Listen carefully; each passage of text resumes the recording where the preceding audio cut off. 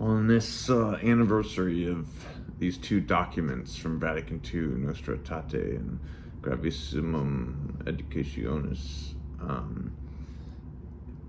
it just seems to me that we really need to focus on having a world and everything within the world, or the interconnectedness of everything, be perfected according to a cosmic vision, one that takes into account all aspects of life in the cosmos, as there is more than what we perceive just in the eye.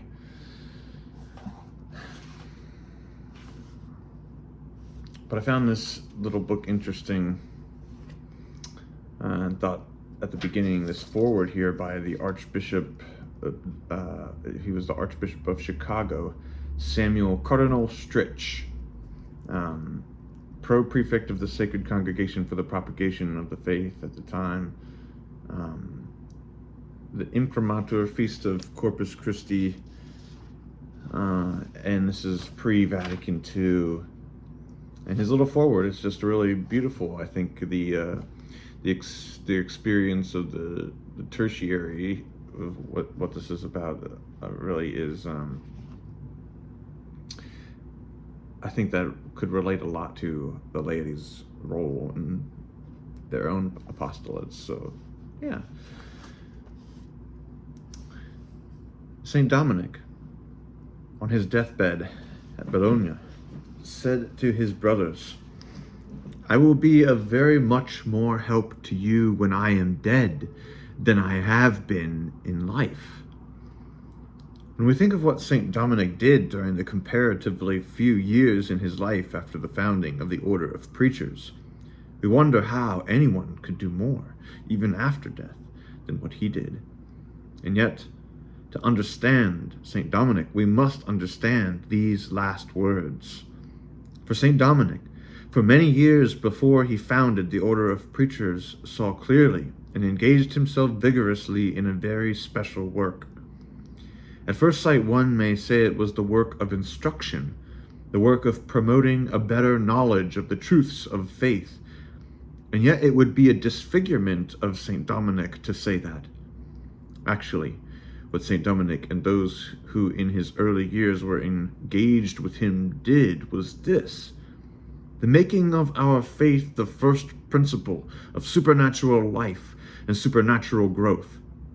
God gives us in baptism the gifts of faith, hope, and charity. To us falls the responsibility, when reason comes, to use these divine graces and the faculties that God has given us to make our faith grow, to see more clearly what is contained in the act of faith, to come to understand what is the mystery that is all contained here in the incarnation and the redemption of mankind. It is this sort of knowledge which leads to that highest of all things in us in our supernatural life, an intensified love of God. It was that great ideal of St. Dominic and those associated with him to bring into the Church, and when I speak of the Church, I mean the members of the Church, to bring into Catholic people a greater vigor in their supernatural lives as sons of God. St. Dominic wasn't interested in mere words, in merely making an appeal to the intellectually elite. If there was anyone in history that loved the whole Church, it was he. And he sought to love the Church by increasing a knowledge of the faith and making this enlightenment a means of giving our whole service to the continuing work of Christ's redemption of mankind.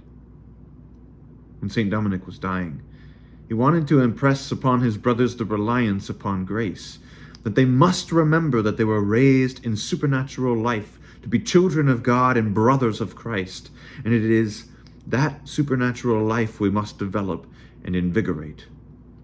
The greatest gift we can give the Church is progress in the supernatural life, because the Church possesses no gift so great as sanctity. Now, St. Dominic and his brothers through the centuries did not want to see this work restricted only to those who could live in cloisters.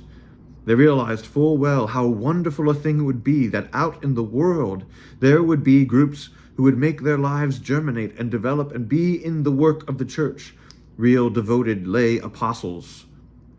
This is the notion involved in the third order of the church. It is why it has been approved by the Pope, and it is why we are all so interested in it. You have come to discuss how you can live better this life as tertiaries of the order of preachers. Now remember that the tertiary hasn't in mind primarily a program of Catholic action, a program of external good works. The tertiary has in mind personal sanctification that must take the help St. Dominic extends from heaven and make his great idea the inspiration of life wherever the tertiary may be in the world. It is true that tertiaries will engage in other works, but as tertiaries, their first great work must be growing in personal sanctification, increasing in the love of God, and since the intellect must minister to the will, constantly growing in the living truths of faith, going on from knowledge to living. Remember, in the mind of St. Dominic, what you have undertaken was not just for a particular group, but your undertaking is to contribute something which the church in this world needs more than anything else: sanctity.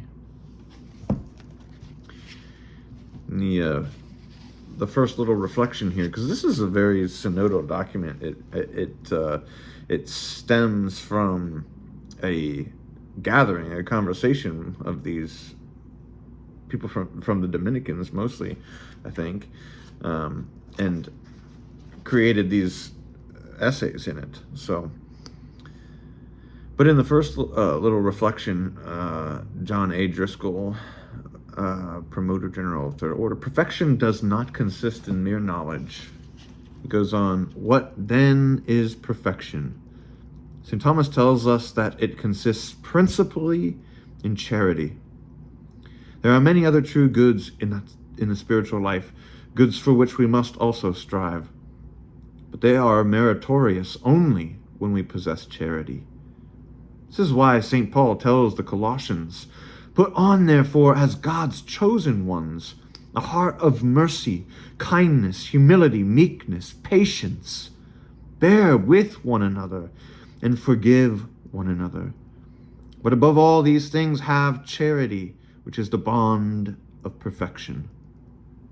We must be merciful, kind, humble, forgiving, but all of these virtues and virtuous acts will profit us nothing unless they are rooted in charity. Amen.